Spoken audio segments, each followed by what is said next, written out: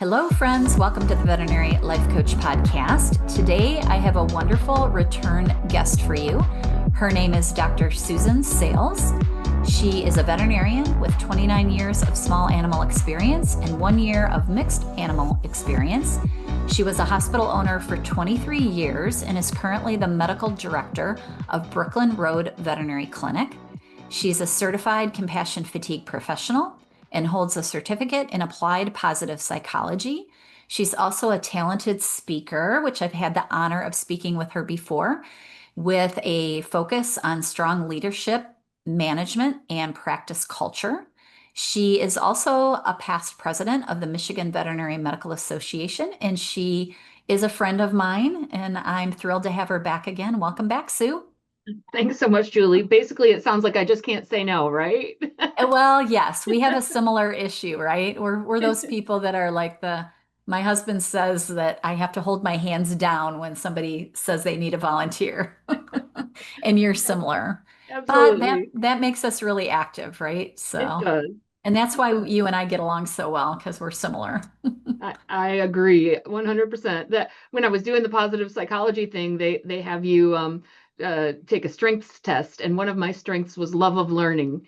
And I said that nails it because that's why I do all these things because I just love the experiences and to learn new things and then to try and pass that along. So, Yeah, I'm an experiential person, I found out. Experiences and I think learning is kind of one of those experiences, right? yeah. Yeah, I love that.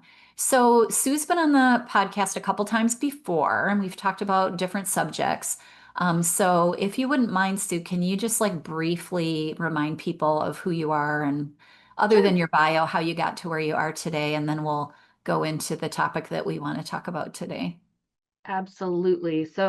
I graduated from vet school and was an associate for a pretty short time, actually, about 3 years before I bought my practice. And not because I necessarily wanted to be a practice owner at that time, but the gentleman I worked for said, when I offered to be a partner, said, "Why don't you just buy me out?" Um, through lots You of weren't quite ready, but you got it by default, huh? we figured it out, and that happened, and that was way back in 2001. And so I bought the practice and grew the practice. We were really small at that time. I was essentially the only doctor there. He was part-time, I was full-time, and we had like 5 employees. Since that time, we've built a brand new building, so I've been through the whole construction process. We've added, and we now have 4 doctors, actually looking for our fifth, and have 24 employees, depending on who all you count as an employee. I count myself Yeah, now. absolutely. And then enjoyed practice a lot. Loved everything that I was doing, but started to think, okay, I'm getting older. I'm not old by any means, but I'm getting older, and I want to see what the transition out of practice ownership is going to be. So I probably should figure out what the value of my practice is. And that's really what drove me selling the Started, practice, actually, was figuring out what the value is, and figuring out that there was maybe more value than I thought. Um, right? and trying to also be smart about what the timing of my succession and my exit from practice would be. I think one thing that I learned through all of this is it seems like a lot of people wait too long before they go to sell their practice. And depending on who you're selling it to, there's still work to be done after you sell. And people wait until they're just ready to be absolutely done doing everything.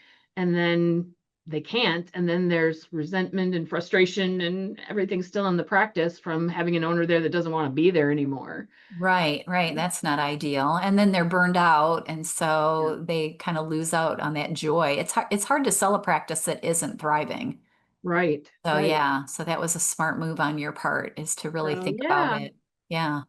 And there were health concerns as well. I mean, my husband's family had some health issues, and I wanted to be able to be there for them and have some more availability. And you know, what's really important in life is family and those connections. And so I had the ability to do it, and this made it easier for that to happen. So selling the practice was really, really hard though.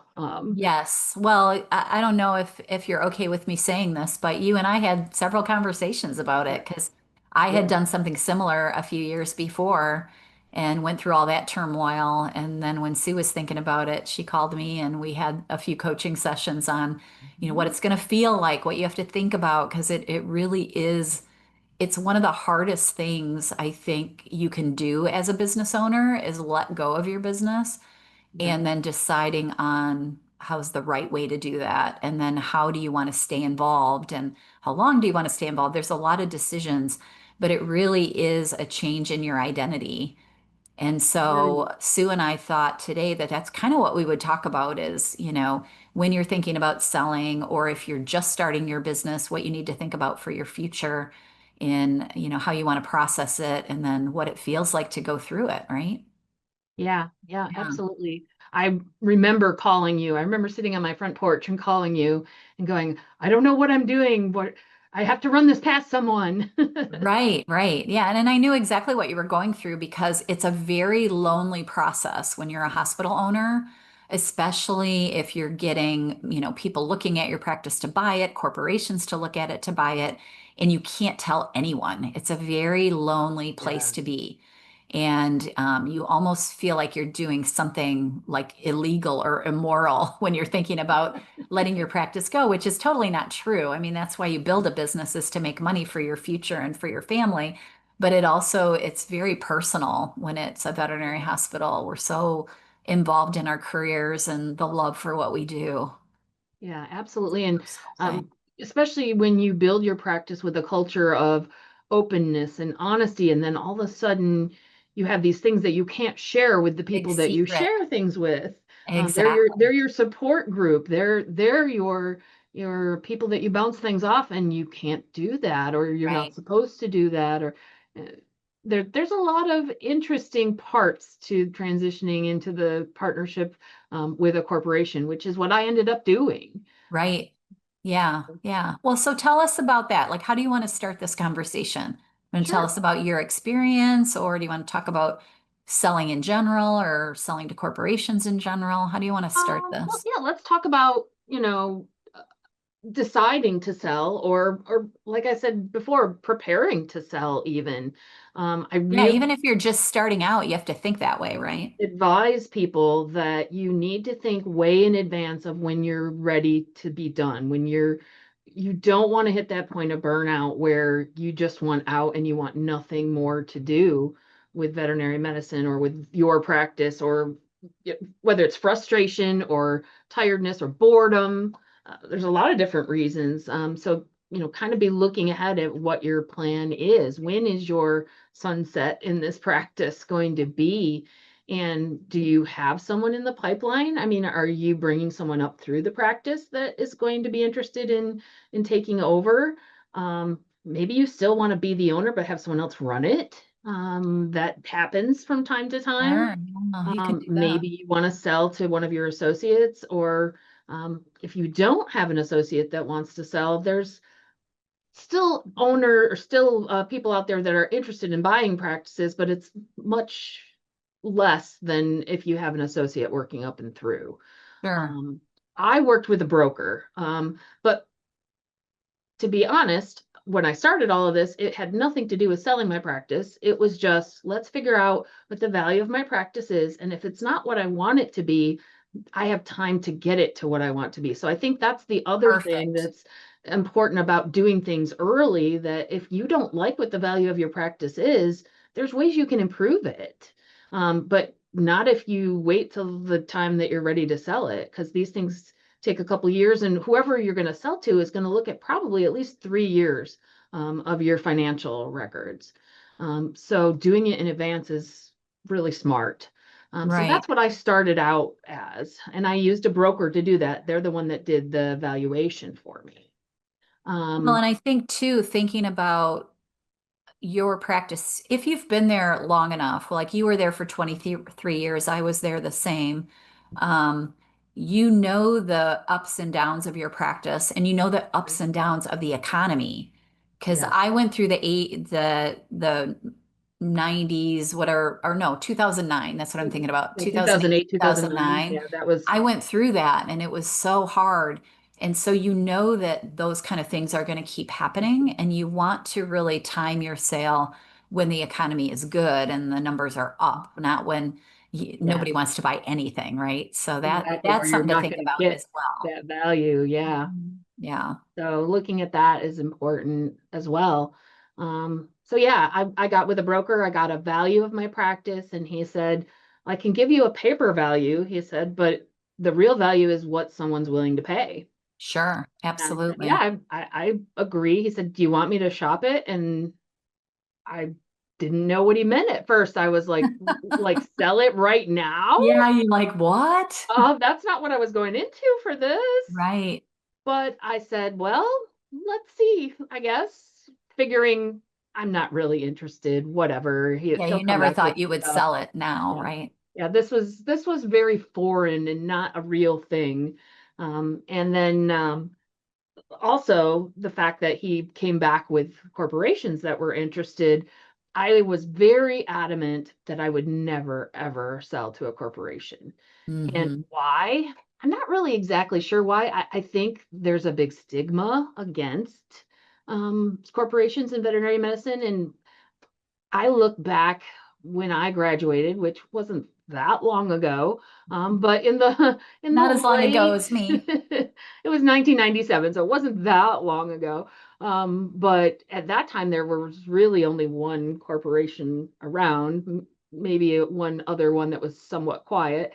Right, Um, and everyone felt threatened by them. I think it was us versus them, us versus them. They're going to take over my business and put me out of business. And right. so it became we don't like them, us Yes. versus them Yeah, thing. And that's really shifted, I think. I don't see corporations forcing people out of their practices or putting them out of business like we had feared. For the most part, I don't right. know of anyone that happened to. I can't say it hasn't ever, but it's more an additional option. And if anything, it's really provided us with better management, better financials for our employees, and better outcomes for us as business owners Sure. than selling to individuals. So Yeah, but there I've is a been, big stigma, and I think that that's part of the struggle when you have a good sized practice and you're thinking about selling is it's really difficult to get an individual to pay the same that a corporate will pay you. And yeah. then if you have that fear that people are gonna hate you because you sold to corporate, Mhm. it's even lonelier. Like we talked about it being lonely when you're Yeah, thinking about selling because it's a secret kind of when you're shopping around. But just that the stigma out there that corporates are bad and individuals are good, which is yeah. totally untrue because I've known a lot of really bad individual owners of practices. In fact, I I worked for mean, one. yeah, that's an area that we know as a profession. Most owners don't have a lot of skill or training in is management of their practices. I mean, Right, that's not, unless they seek it out, it is not something that you automatically get as part of vet school. right. And so there are people who really don't manage at all, the whole laissez-faire, let it go as it goes, and they get by. Their Yes. practices still happen. Yeah. Um, and then Veterinary there are people, hospitals are low risk businesses for the most part. yeah, yeah. Mhm. And then there are people who really love kind of picking apart what happens in a practice and creating an environment for their team that is home. That's the Right. kind of owner I always was looking at how can we build a culture, which I know is a kind of a buzzword right now, but it's true. How can we build a culture where this is family and people want to come to work and they thrive and are happy Get paid in their well. job, they're paid well, and yeah, Right. that's part of the whole thing is they're paid well, they feel needed, they feel appreciated, they love what they're doing, they have, room to grow. some autonomy. There's so many things that we can provide for our employees, but not everybody does that. Absolutely. Yeah. Whether I you're think a corporate lot or of not. people out there that are listening probably know that. They probably worked at some place along the way that wasn't necessarily a nice place to work. Yeah. Yeah, Yeah. whether you're corporate or not, those things happen. And when you look at social media, you feel like it's all corporate that everyone complains about. But I'm kind of pushing back against that, because even if you're corporately owned, there are individuals within the practice that are managing the day to day. The corporate is not in there every day. And so that's where some of this toxicity of, oh, corporate does this or corporate does that. I'm going to push back against that and say it's not corporate, it's the local management or lack Right. thereof. Yes. Yeah, I say that a lot when I worked at my hospital as the medical director after I sold it for about 4 years. And if corporate would ask me to do something, I would just push back and I'd be like, nope, that's not how we do it here. Right. So Yeah. you're either going to have to fire me or just let me run the place. And most of the time they would just let me run the place because that's the reason they wanted it in the first place, because it was well run and had good Exactly. employees and was making good money. And that's really what they want. They want to make money. And Right. so they don't necessarily care how you run it or what your culture is. They just want to make sure that the numbers make sense. Yeah.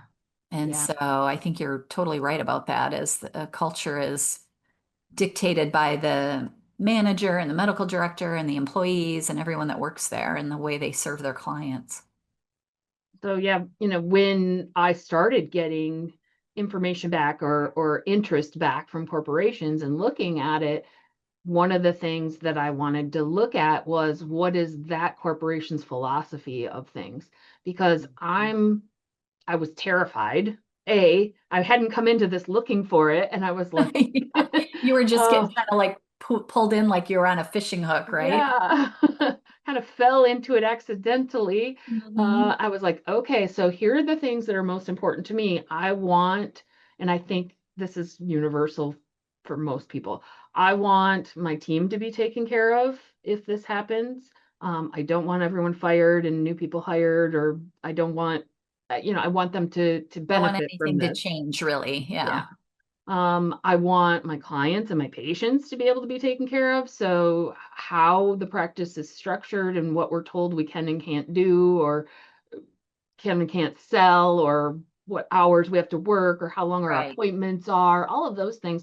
I didn't want that taken away from me. Right. It was important that I kept that. And also, what is the corporation's current financial position? How stable are they that I can trust them with my baby? Right. Yeah, because it really is. When you build a business, whether you started it from the ground up or you bought it from another veterinarian, because I bought it, you bought yours from another veterinarian, I bought Yeah. mine from another veterinarian and then grew it. It's still yours. It's your project. It's your life's work in a lot of ways. Yeah. And you want to leave a legacy of some sort. I think we all feel like this was our life's work and we want to leave Sure. that behind. On some level, you have to let go of that a little bit, because you've done your part while you were there, and it's not always yours, even though you feel like it always is yours. Right, right. It That's always part of that was. Yeah. grieving process that we talked Yes. about as you sell, is letting go of some of that, understanding that you can't control whatever happens after you're gone. Right, right. Yeah. Whether you do it because you sold it or you just can't work anymore, which sometimes happens. Yeah. Yeah, sometimes things happen to veterinarians and they just can't work anymore, whether they sold it or So not. yeah, and again, working with the broker helped me in the regard of which corporations would I look at, or which corporations should Would I you consider? consider, Yeah, because he was able to work through the things that were important to me and tell me, I think these are the ones that closely match your values. And he was right. Now it's just been a year since I've sold, so that's not a long, long time, but I couldn't be happier. I do not regret it at all. And it culturally was a good fit for us. We have all the things that we wanted, that I wanted out of it. Better pay for my employees, better benefits for my employees, no change in our day to day, the things that were important. Right. You can still pick your own drugs that you want to use. You don't have to Mhm. follow anybody's treatment plans. All the veterinarians can practice the way they want to practice. Yeah, I think there's something to be said for that. I think that's a consideration, especially if you're in the mindset that you want to stay. Right. Like I could see if somebody was burned out and they would just want to sell their practice, they wouldn't care about all that. They'd just like, hey, I just want to get some money and get out. Um, but I was even in the position that I accepted less money to get the right fit. Right. Yeah. You Yeah, know, that and I don't know anything other than my personal experience, but from conversations, corporations expect you to stay. As yes, part of the they want you to. sale, they want this to be successful, and you staying there for a time period is part of what helps them to ensure that. And so you really can expect a commitment. It used to be of just 2 years maybe, but it's gone up to 4 or 5 now that they expect you to stay. That's a long time if you're burned out to stay. It absolutely is. Yeah. Yeah. On some level, though, if you stay after you sell, some of the pressure is taken off of you from the HR standpoint It and the is. financial standpoint. You no It is. longer have to worry if the day is slow. You know, Right. like we didn't see a lot of clients today, and I'm not climbing the walls because Yeah. it's no longer coming out of my pocket. So Right. on some level, that is helpful, I think, for people to realize that Yeah. once you sell it and you get your money out of it, then you no longer have to worry about that day to day, like the 2008 time when I was writing checks to pay my people, writing checks to my hospital to pay my people because we just didn't have the money coming in. Yeah. So And yeah, we're that not kind of in thing. that right now, but we're closer to it than we've ever been since Yeah, 2009, yeah, it's been a little bit say. of a dip the last few And years. I'm Yeah, for sure. feeling that, yeah, Uh, post-COVID. Well, during COVID, things were booming, things were crazy, but now we've got that kind of, and it's not even that it's bad, it's just that it's back to what normal was. Right. Like It's not the when surge. yeah, and I think the housing, the high interest rates, people are trying to save their money. That kind of affects us in a lot of ways. So yeah, things have changed a little bit from that perspective. But But yeah, it's nice to not have to worry about those kind of day-to-day things. I still care. Obviously, that's why I'm here, is because I care. right, So we try to make changes and make adjustments and do things to keep the books full, but I'm not sure. agonizing that I'm not going to be able to make payroll or Pay your bills, pay take your a check for rent. myself or, any of the things that you worry about when you start out in practice. Yeah, forego your paycheck for a few weeks Yeah. because, when you're the owner, if people have never owned a business, I don't think they always understand that that's what owners do. Yeah. Like when there's not enough money in the bank to pay everybody, then we don't get a paycheck. Right. And that Yeah. It's not happens. it's not like we pay ourselves and then don't cut checks to our employees because then we won't have employees. So, Right. It's the other way around. we Yeah. sacrifice ourselves. Yeah, and that's stressful when Oh, you come so home and like, oh, I'm not getting a paycheck for the next month because the hospital's too slow, or for the next 6 months, even sometimes it could yeah. happen. So yeah, it is a stressful thing. But I really loved being a hospital owner. And so I try to encourage people if they have that will at all to be in charge and kind of be a leader and try to step outside the box and do something challenging. That leader or ownership is a fun thing to do. Yeah. Challenging but fun. Yeah, it's definitely challenging, but if you have any passion for it, it can be so, so rewarding too. I mean, there's so many, not just financially rewarding, it really is a great experience to be an owner of something. There's such a feeling of accomplishment when you see your business thriving. Um, but if you don't really like it and you're just going into it to make money, it can be torture for you because there's a lot of work involved. I didn't see it as work. I enjoyed it. It was what I wanted to do. But if I thought I just had to do this in order to get that paycheck, it could be a not good fit for some people. Um, but yeah, it's a wonderful experience. I encourage people to consider ownership too. Um, the corporate thing, as far as that goes, we talked a little bit about um, kind of some of the good good and bad to it, but I'd like to kind of maybe go into that a little bit more. You have Yeah, some absolutely. thoughts on that too?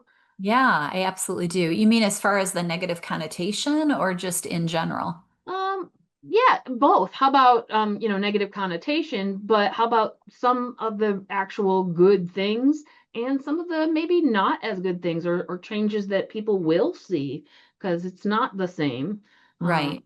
Yeah. like I'm I thinking in particular, the big thing for us was when you're the owner, you can make decisions on your timetable, and when you're with corporate, it takes forever for Yeah, things to because you have get to get a up the lot of chain. approvals, right? Lots Yeah, of paperwork, lots of approvals. yeah, I did see, though, after I sold and I still worked there, the ability to improve as far as equipment goes. Like I had this really old ultrasound machine that I bought 30 years ago, and it was like $30,000 when I bought it. So it was a lot of money yeah. for me as the individual owner, but it was ancient. And when we sold to corporate, I'm like, oh, I'd really love to get a new ultrasound machine. And they were like, bling, here it is. And it was Mhm. beautiful. And I was like, oh, wow. So those kind of things I think changed in a lot of ways for the Yeah, good. But then sometimes for the bad, you can't always make the decisions that you want to make. You right. know, they might say, no, you can't have a new ultrasound machine or you have to change. I don't know. I didn't have this happen to me because my corporation was pretty flexible, but I know some corporations have to change software or they have to change their blood machines to or their lab to a different lab. And, so I've heard those kind of stories from people that have sold to corporate. Yeah, I didn't have that experience either, definitely, but I could see that it could happen. I mean, to make things easier for a corporation, the more things are standard from practice to practice, it just helps them out. Definitely. I think for better or for worse, one of the other big things is there's much tighter financial oversight as far as looking at your numbers and breaking down your numbers. Again, many practice owners, not only do they not care or not know about culture, they really don't know much about financials Right, and, look at their bottom line, but aren't really looking at trends of revenue or trends of visits or any type of key benchmarks. right, And that's going to happen when you go to corporate. They're going to be looking at those numbers and they're going to um, try to help you understand those numbers so that you can use them to your advantage to be more efficient and more profitable because that's what they want in the end is to be a more profitable business. right. But if you're not used to that financial oversight, it can be a little overwhelming um, for some people. Well, because if you're kind of a loose, I don't know if that's the right word, but a loose owner where you just kind of let the place run itself, Mhm. you don't know all those numbers Right. well. And that's not the best idea. And the people that I worked for before I bought my practice were very like loose. They didn't raise their prices very often. They didn't really do anything with their people. It was a great practice and it was medically very sound, but business wise, it was kind of loose. And Mhm. so, when I came in, I wanted it to be better. And so I tried to educate myself as much as possible to be more on top of those numbers. But you're right, the corporate's really on top of those Yeah. numbers. Like Yeah. they're I mean, on I them. think sometimes it's owners don't care. They're profitable enough and they're Anyway, happy and right, whatnot. Sometimes it's that they don't know. correct. They They don't never know how to learned do those it. things. Right, Um, but you're going to be held accountable to those numbers. And that's the other thing that a lot of owners are not good at is holding themselves or their employees accountable. Everybody is such an introvert and so afraid of conflict that they just avoid having conversations about difficult things. And so even if they do know the numbers, they may not have ever brought it up with their team because it just wasn't a place they wanted to go. Well, that's going to happen. It's right, going to happen right, for now. sure. Yeah, yeah. I think it's so important that the employees, whether you're an individual owner or you're just thinking about selling or you've already sold, is that the employees that aren't the managers really need to know the numbers. Yeah. I think people make a mistake of not sharing numbers with their team for Mhm. whatever reason. They're worried about it. Um, Guaranteed the people that work for you don't understand how much overhead there is and how expensive everything is and how crazy your bills are at the end of the month when you're paying bills and sitting there, thousands and thousands and thousands of dollars. They see the dollars coming in the front door and think that the owner's taking home all this money, which it's really untrue. And so I think that's something that if you are an owner or you're thinking about buying a practice, really be aware of that if you train your employees to understand the numbers, it will benefit you. Yeah, When they absolutely. see I how think, much everything costs, they're like, oh, well, we really got to bring in some money just to break even. I'm like, yep, you yeah, absolutely exactly. do. I Yeah. think that's a great office meeting to have, with your team. Uh, we've done it a few different ways. Sometimes I'll split them into groups and I'll give them 100 pennies, and say a penny, represents $1,000 or something along that line. And Right. then I'll put little bowls along the table of the different expenses and have them guess how many pennies should go in each I expense. love that. Maybe not $100,000, but whatever your number, your budget is, Yeah. and have them guess, and then walk through what they guessed versus what the reality is. Instead of just sitting up front and telling them the reality, they'll be like, yeah, yeah, yeah. Getting them involved and having the interaction helps Yeah. them to kind of understand it a little more. And then, whatever penny is left and isn't in a place, yeah, that's the profit. Now And you have to pay everyone yeah. and their taxes and their And roll 401k. it back in to reinvest in the practice if you Right. want those nice That's bits of why I had a equipment 30-year-old or ultrasound machine. yeah, exactly, Because I exactly. was more interested in paying my employees and doing fun things. Yeah, Right, right. absolutely. So yeah, sharing that with the team I think is great, and super helpful. Because then when you are talking about money more, they're at least not feeling like that's all you're about. You're all Sure. just about the money, just about the money. And Right. I've told my team all along, if you practice good medicine, and do it well, the money will follow. That's not Hmm. just practicing the medicine, but being managed properly while you're practicing good medicine. Right. So um, it's not about just the dollars and cents. If you practice good medicine, you have the dollars and cents. So having Yeah. that conversation and making sure your staff understands that it's not all about the money. It really is still about the patients.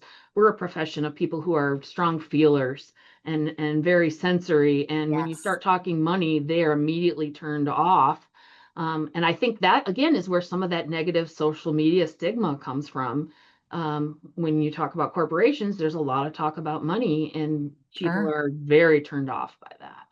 Yeah. And I think what people fail to realize is that even if you're a sole owner of your hospital, it's still a corporation.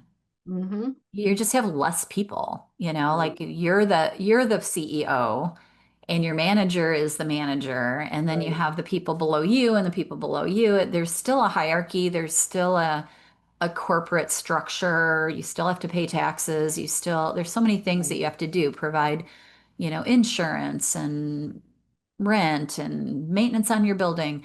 And so I understand the temptation to make corporations the big bad wolf that's taking over our small hospitals. And I understand where that comes from because I love small businesses as much as the next guy. But I think it's a really tough spot to be in if you are building a business from the ground up and you want to make money. Sometimes that's your only option, or your not, maybe not only option, but best option. Well, and again, thinking about as you transition out of your time of work, when you go into retirement, for most of us, at least the people that went into ownership of my generation, the practice is my retirement Right. plan. I mean, Yeah. I do have an IRA, but it's Right. the practice, the sale of the practice is what I'm going to use to retire. And Yeah. so I want value in that practice and I want to maximize the value for my family. It's Hmm. about taking care of my family. And so Right. when you're looking at selling, going back to whether you look at an individual or a corporation, you have to keep that in mind Right. that it may be in your family's best interest to consider the corporation, um, because I've heard stories of people selling to individuals, and then in a couple of years, the individual selling to a corporation and gaining all the money that you left on the table That you because you left on thought the you were table. being so humble in selling to an individual. Once that practice is not yours, they can do whatever they want with it. Well, and the other point about that too, not only that, is if you sell to an individual and they're not a good business owner or they can run it into the ground. And I saw Right. someone do that in a practice in my neighborhood. The practice had been there for probably 40 years. And a person bought it that just was terrible at management, a terrible boss, terrible to the employees, and that place closed. And, if you've spent a lot of time building up a practice, you want it to be there forever. Like, Yeah. I want to honor the doctor that started my practice and sold it to me. And I Right. really had to think about that when I was thinking about selling it. I'm like, what gives me the longest likely, not that a corporate couldn't sell it or close it down, they could, Right. Right. but what would be the most likely way for this hospital to stay open for the next generation and the next generation and not, either be sold to some rando or to be closed because somebody didn't run it properly. And that I think is part of the agony of trying to make this decision, right? Like we went through agony making these Yeah. decisions. It was It hard. is. It's torture. It Yeah. is because I there's maybe people out there, but I can't imagine anybody who wants to sell and doesn't care what happens to their practice after they sell. We Yeah, it's care. rare. Yeah. We care. We want it to succeed and be successful. It is a badge of our success in some way, or at least we feel that it is. Right. So yeah, yeah, it's a sell. The decision to sell is a very, very difficult one, and the timing and who you're going to sell to, all the things we've talked about today. Uh, Yeah. Yeah. Is there really, really anything hard. else we want to say about the stigma? Like I think it's getting better because there's so many corporations now. Mhm. At least I hear about a new corporation almost every week. When I coach people, they come to me, I ask them who they work for. I haven't heard of half of the corporations that are out there. And by the same token, I've heard some that have actually started and then closed. Yeah. A couple of people that were like, yeah, they started working for this new corp, and then all of a sudden their hospital closed because they couldn't make it work. Well, I So, find it very interesting. I hired a new doctor last year, and when I had hired her about 9 months before we transitioned to corporate. But when I had the conversation with her about, well, I'm going to be, selling the practice to corporate, she said, quite frankly, when I was looking for jobs, almost every place around had corporate ownership. You just don't know it you don't know it. because Yeah. you don't change It's there are very few that change the underground. practice Right. name or do anything with Right. it. And so it's out there more than you might think. Um, Yes. uh, at least in our area of Southern Michigan. So, Right.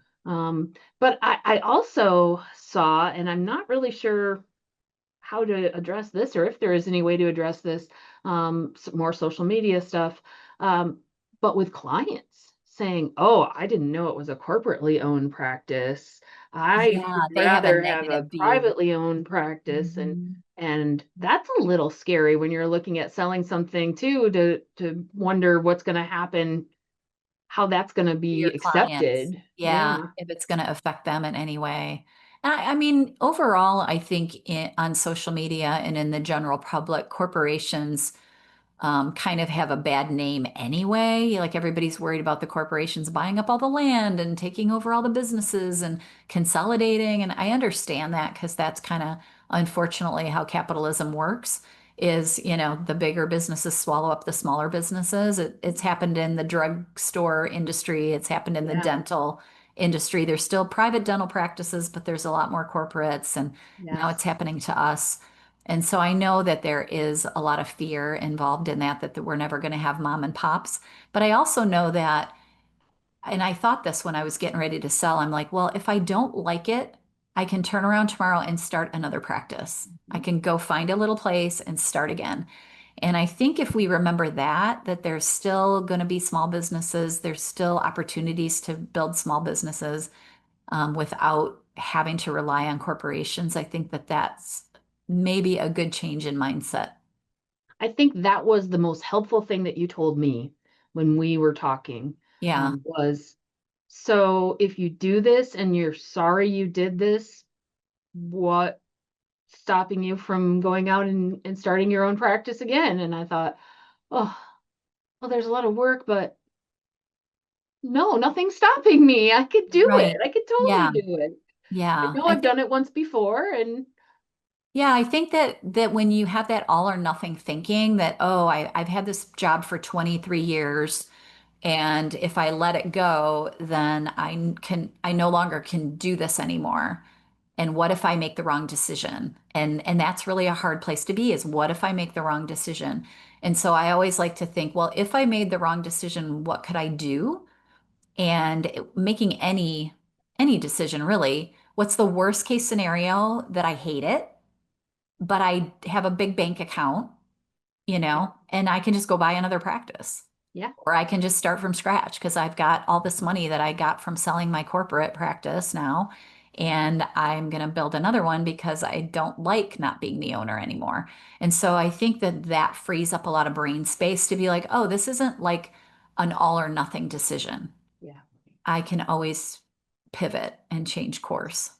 Yeah. Yeah, that is such a helpful mindset. And when you're in it, it's hard to find that. So I Yes. couldn't thank you more.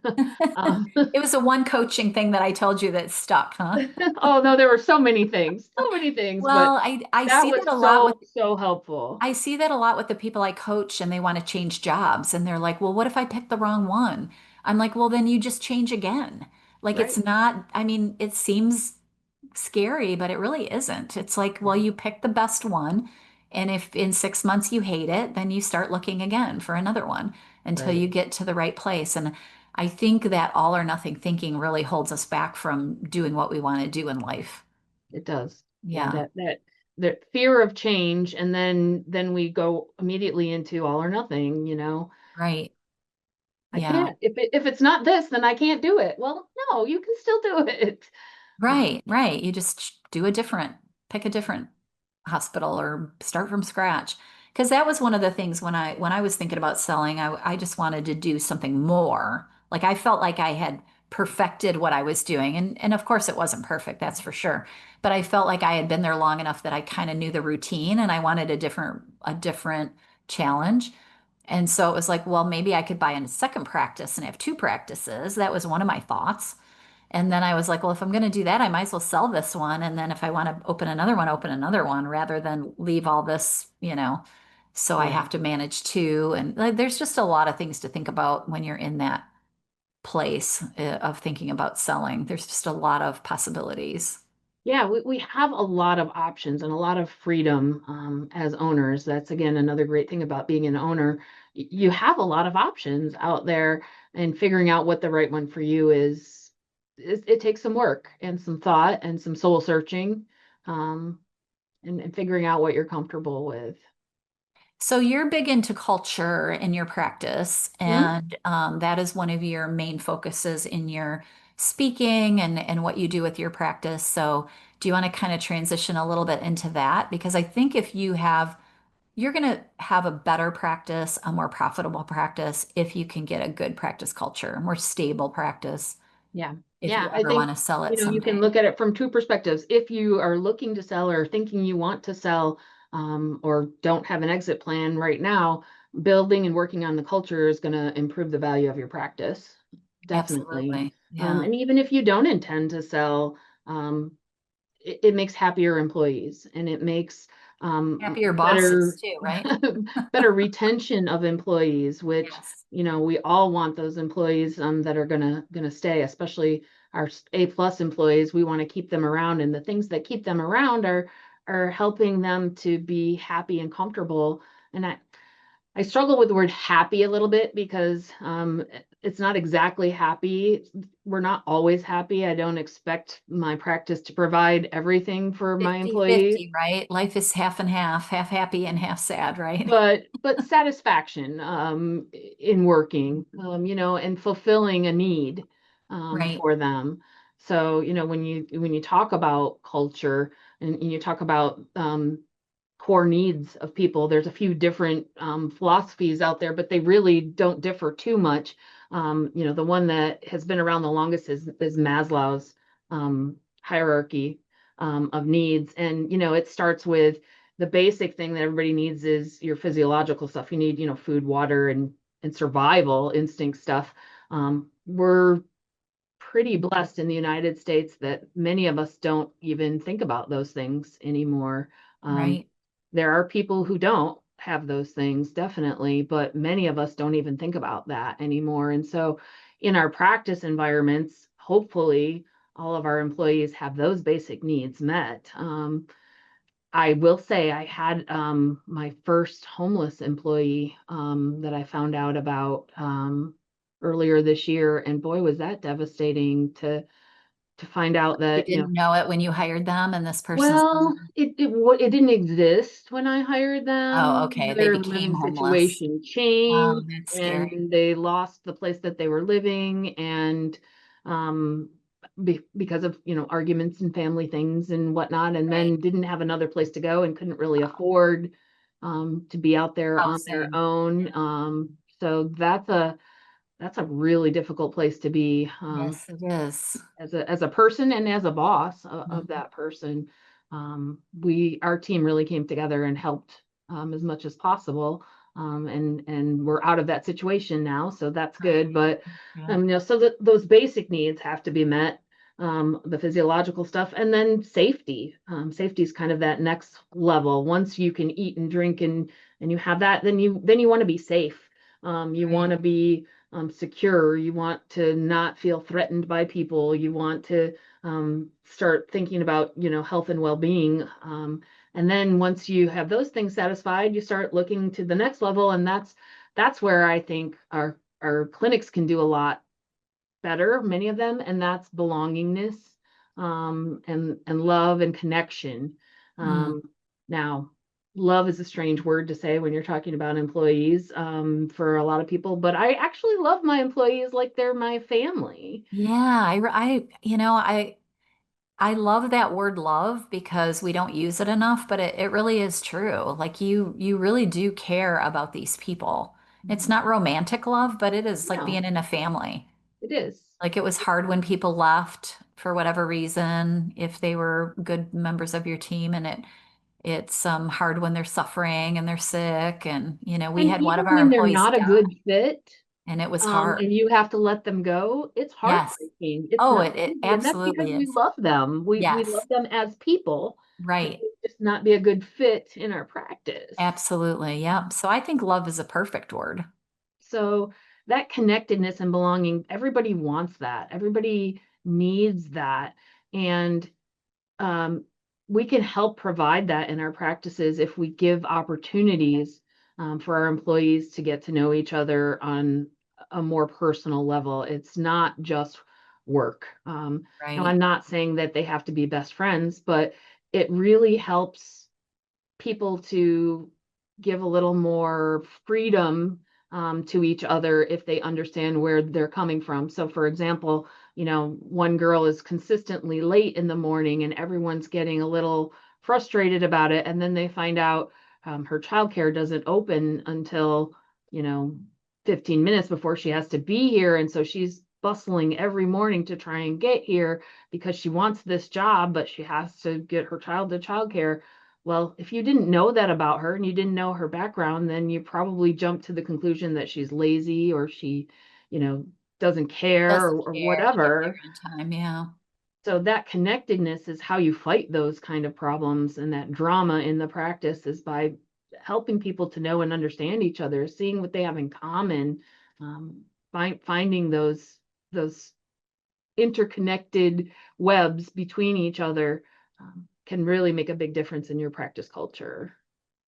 Well, yeah, and if people are having a problem at home and they know they can come to work and tell others, like, I'm having a really bad day, can you just, back me up today because I don't feel like myself, or whatever the problem is, even if you don't share it, it does help to have people that are like, yeah, I got you. I got your back. I'll Yeah. handle this. Do you want me to take Yeah. this from you? Or, you know, it Yeah, is because everybody there has something going on in their life. exactly. You Yeah. know, there's all the catchphrases, teamwork makes the dream work, blah, blah, blah. There's no I in team, all those all Right. those fun All those cliche quirky things that we all cliches. say, right? But it really boils down to it does make a difference when you have a team that's there to lift you up, that you're not on your own. You're not just coming in, doing your thing and leaving. Right. Because we can't do it by ourselves in a veterinary clinic. I mean, let's be honest.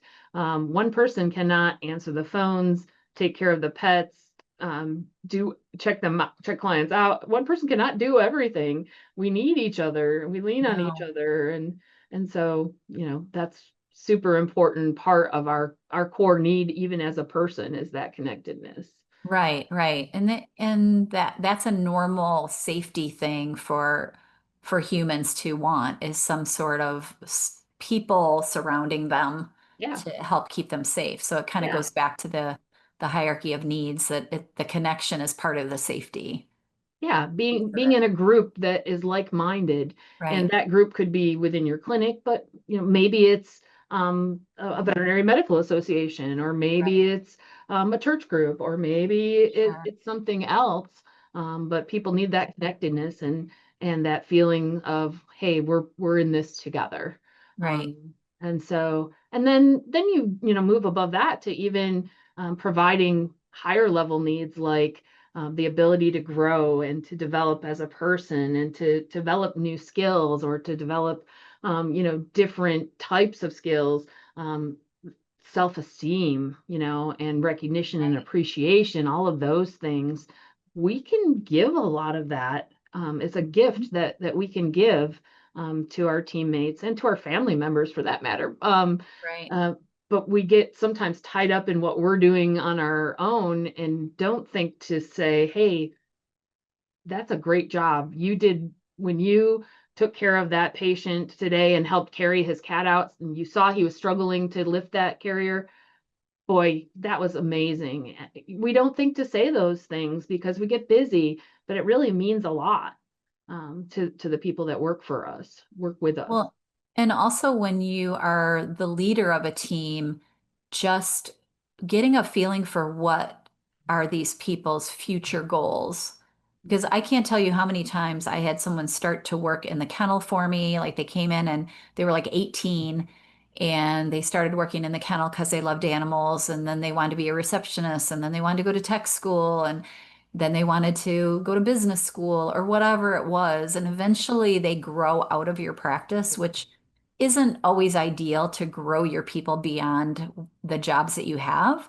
But it's a very rewarding part of being a business owner is being able to offer them um, growth to their maximum, like to meet their maximum potential, whether that means staying in the hospital and becoming a manager or a head tech or whatever, or it means something even beyond that. Yeah, And I can't tell you how many times I had employees that I had for, 20 years, 25 years, and sometimes they became veterinarians or whatever, and then they go on to another practice to work for someone else or to own their own practice, and it's super rewarding. And I think that if you want a healthy culture, that's something that you need to think about is how do I make their dreams come true? Because this is my yeah, dream, owning this hospital and being a veterinarian. That was my dream. How do I make everyone else's dreams come true with this yeah, hospital? And that's a huge part of the fulfillment you get from being a hospital owner, I think. yeah. I agree. And you have to ask. They're Yes. not going to share that with you No, probably because they don't think of it. voluntarily unless you ask. Hey, You have to be where do interested. you want to be? Where are you going? What The sky's the limit. Let me help you get there. Right. Yeah. With connections or with, CE classes. Like it's very simple. It's a simple question to ask somebody, like, what do you dream of? And if they're like, well, I don't know, I never thought of it. It's like, well, we need to think about that because that's important. You don't want to wake up in 20 years and be doing the same job and be like, oh, I just wasted the last 20 years of my life. You want to be like, oh, yeah, I do have goals and dreams. And, even if they're just financial goals, Right. I Right. coach so many people in my practice. I'm like, start putting that money in that IRA, girl, because there's a match. And Hmm. I'm telling you that even if you just put 25 bucks in there, a paycheck, someday you're going to look back and thank me that you Yes. have money, because I'm matching it and it's free money and just kind of helping your team. I think that's a big part of culture is helping them grow and pushing them a little bit to thrive and dream. Yeah. Yeah. Personal growth is something that I think when you're younger, you don't think about, and you don't necessarily strive for. I think being coached by someone within the practice and being just have that little nudge forward, um, you can find fulfillment in ways that you never dreamed of. Right. Yeah. Yeah. So I would encourage people if they're listening and they don't own a practice and they've ever thought of it, like you can do it. And the same thing with if you own a practice, you can help your employees achieve so much more than they think Yes, sometimes if you just open up the door to that conversation, right? absolutely. The culture. I know it's again kind of a buzzword, but it really is important. The environment that you provide, and the interactions and experiences that you provide for your employees and for yourself. It's part of your growth also in your learning, and understanding, self realization. Yeah, I love that. So is there anything that we didn't say that we should before we wrap this up? We've been going for a little Oh, while I now. mean, It's been a we've great, covered great so much topic. I love ground. this topic. I know, I love it. I love it But too. is there anything that we didn't cover that we want to say? I mean, we can always do it again. We probably will. No, I mean, I Because feel we like we both kind like of to hit talk, on, right? yeah, I feel like we hit on the big stuff, that the big feelings about corporate, and maybe what the reality is versus what the feelings are, at least in our experience in our world. And Yeah, yeah. I don't think you realize until you're in that situation how what a mind bending experience it is. yeah, Not only to buy, because the buying is a big deal, right? When you yeah, first buy your hospital, that's a big yeah. mind, you really need to Maybe we work. talk about that next time. Yeah, there you go. That's a good idea. All right. Well, tell people where they can find you if they want to learn more or they want you to speak at their Sure, event or they sure. want to have you help them with their hospital culture or whatever. Tell them At where to this find point, I'm you. still developing a web page, so I don't have that yet, but you absolutely can find me in LinkedIn, under Susan Sayles DVM. I also am reachable through my email, which is Brooklyn RDVET, so Brooklyn Road Vet, but the abbreviations, at gmail.com. I love it. So, everyone, thanks so much for listening to this conversation. I hope you got something out of it, at least one little tidbit. And Yeah. if you have any questions for Sue or I, just email me or email her, and we'll get together again if you like these kind of conversations. Because I always enjoy Sue's company, so I'll have her on anytime. Aw, Julie, you're too nice. All right, so this is Dr. Susan Sayles, Sayles, if you need to know how to spell her name. And have a beautiful week, everyone. Bye. Bye, Sue. Bye-bye.